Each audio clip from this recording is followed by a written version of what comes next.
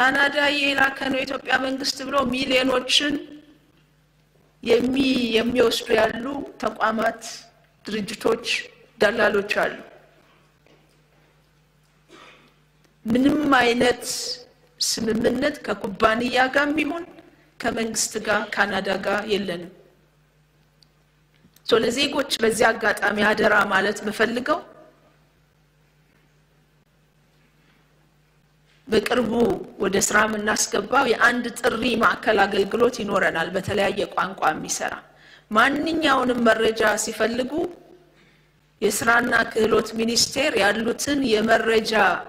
አውታሮች መጠቀም የቅድሚያ ተግባር ማድረግ አለባቸው ዜጎች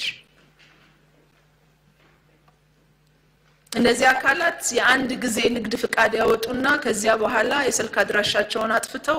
ንግድ ፍቃዳቸውን ትተው ነው የሚጠፉት የሚሰበስቡትን ገንዘብ ከሰበሰቡ በኋላ ከዚህ በጣም አደራ ማለት እፈልጋለሁ ብዙ ዜጎች ማይናማር ላይ የተነሳውን ጥያቄ ጨምሮ ህገወጥ በሆነ መንገድ ሄደው የገጠማቸው ችግር ነው ተታለው ማለት ነው በዚህ መንገድ ስለዚህ በእኛ በኩል ምህዳሩን የማስፋት ስራ ደከመን ሰለቸን ሳንል መስራት አለብን በፍጥነት መስራት አለብን በጥራት መስራት አለብን ህጋዊ በሩን ባሰፋን ቁጥር የዜጎችን ተጋላጭነት እንቀንሳለን የሚል ኮሚትመንት አለን ዜጎች ደግሞ በዚህ መንገድ ራሳቸውን መጠበቅ መንግስት የጀመረውንም ጥረት ማገዝ ይተበቀባቸዋልና ከሐሰተኛ መረጃ መቆጠብ ያስፈልጋል የስራ ዕድል ፈጠራው ስኪልድ ሌበር ፎርስ እንዲስፋፋ በዚህ መንገድ እየሰራን ያለነው የተከበረ ቋሚ ኮሚቴ ያነሳውንም የተከበሩ የምክር ቤት አባላት ያነሱትንም በተመለከተ ይሄንን መረጃ ለመስጠት ነው ሌላኛው የቴክኒክና ሙያ ስልጠና ስርዓቱ ጋር የሚለውን ወስደን ካየን የማያውቁት ሀገር የማያውቁት ባህል ውስጥ ነው ሄደው የሚገቡት በቂ የስነ ልቦና የቴክኒክም ዝግጅት የስኪልም ድጋፍ ኖራቸው መሄድ መቻል አለባቸው መሰረታዊ የቋንቋ ስልጠናም ለመስጠት ይሞከራል ነገር ግን በቀለለ መንገድ ወረቀት ገዝቶ ለመሄድ የሚደረግ ጥረት አለ ይሄንን ሂደት ለማለፍ ለመተው ማለት ነው ወደ ጎን ትቶ ወረቀት ገዝቶ ምንም አይነት ስልጠና ሳይኖር በድፍረት የማያውቁት ሀገር እንዲሄዱ ይነገራቸዋል ደላላ ምናምን የሚባለው ከሩቅ የሚመጣ ሰው አይደለም የቤተሰብ አባል ነው የአካባቢ ሰው ነው የመንግስትን መረጃ እንዳይሰሙ የሚነግር ነው ለምሳሌ የትራንስፖርት ወጪያቸውን የሚሸፍነው አሰሪ ነው ደላላ ጋር በመሄዳቸው ምክንያት 60,000 40,000 30,000 እንዲከፍሉ ይደረጋል እያንዳንዱን ደላላ መቆጣጠር ለኛ በጣም ከባድ ነው የዜጎች ግንዛቤ ማሳደግ ላይ ነው መስራት ያለብን ለዛ ደግሞ የጀመርነው ስራ አለ የማህበረሰብ ሬዲዮን ጨምሮ ሜንስትሪም ሚዲያዎች ላይ የጀመርነው ስራ አለ እዚህ ዜጎች ደህንነታቸው ተጠብቆ እንዲሄድ ማድረግ የህልውና ጉዳይ መሆኑን መገንዘብ አለባቸው ማለት ነው አብዛኛውን ወጪ የሚሸፍነው አሰሪ ነው ነገር ግን ያቺን ሽርፍራፊ ሳንቲም ለማግኘት የዜጎችን ህይወት መስዋዕት ለማድረግ የፈቀዱ ኢትዮጵያውያን አሉ ይሄንን በጋራ ማህበረሰቡ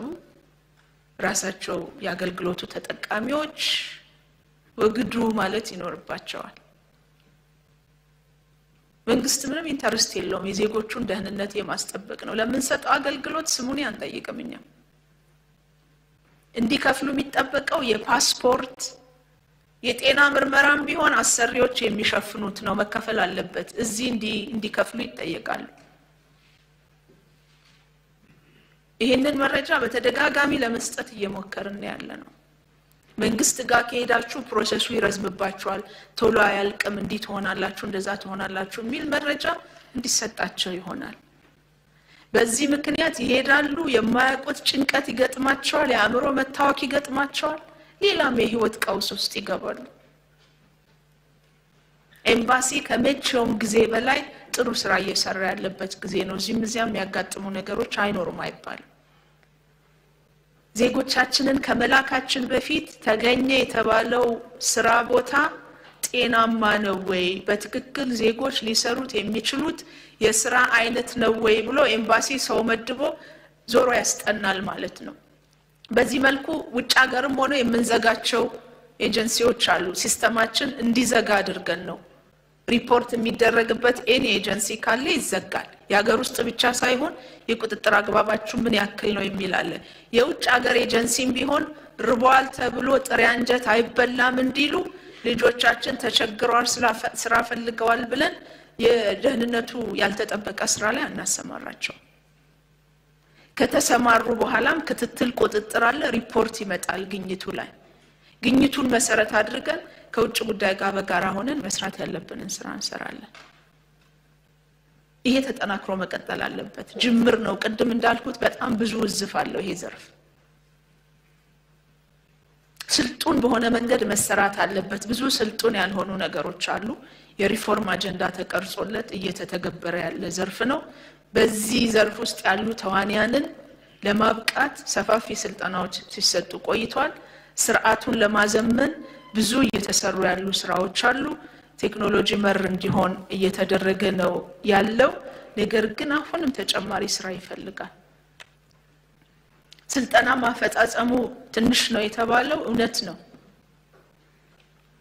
ስራውን ስንጀምር 77 ተቋማት ናቸው ለዚህ ስራ ተመርጠው ስልጠና እንዲሰጡ የተደረገው ከመንግስት በኩል በግል ዘርፉ በኩል ያሉ ተቋማት የስልጠና ጥራት እንዲያስጠብቁ ጠንካራ የቁጥጥር ስራ ሰርተናል እየሰራንም እንገኛለን የዘጋናቸው አሉ ለማዘመን ደግሞ ስታንዳርድ አውጥተን ከግል ዘርፉ ጋር ተቀናጅተን 15 የሚሆኑ ተቋማትን ዘመናዊ በሆነ መንገድ አዘጋጅተናቸዋል ይሄ በቂ አይደለም ሁሉም ተቋማት ጋር ያ ስታንዳርድ መስፋት አለበት ጥራት ያለው ስልጣን አግኝተው መሄድ አለባቸው የህይወት ጉዳይ ነው ይሄ ጉዳይ ስለዚህ ጀምረናል እንጂ ግራጁዌት አድርገናል የሚል አስተሳሰብ የለም በእኛ በኩል ኤጀንሲዎችን ሪፎርም ለማድረግ የጀመርነው በጣም ሰፊ ስራ አለ ከህግ አስከባሪ አካላት ጋር ሆነን የሚወሰዱ እርምጃዎች አሉ በአሰራር አልገዛ ያሉ የአሰራር ስርዓቱን የሚጥሱ አካላት ላይ ቀደም ሪፖርቴ ላይ ከ221 ኤጀንሲዎች በላይ አስተዳደራዊ እርምጃ የተወሰደባቸው አሉ ባለፉት ጊዜያት ህጋዊ እርምጃ የተወሰደባቸው አሉ ይሄ የሁል ጊዜ መደበኛ ስራችን አካል ነው ከህግ ማስከበር ጋር ተያይዞ ያለው ላይ ነገር ግን ስፔሲፊክ የተነሳውን ኬዝ በተመለከተ ኬዙን ካወቅ ነው የካሳ ስርዓትም አለው ሂደቱን ጨርሶ ወደ ተከበረው ምክር ቤት ዘንድሮ ይደርሳል ብለን ተስፋ እናደርጋለን ይሄንን ዘርፍ ለማዘመን በያዝነው እሳቤና ተግባራዊ እንቅስቃሴ ልክ የህግ ማሻሻያም እያደረግን ያለነው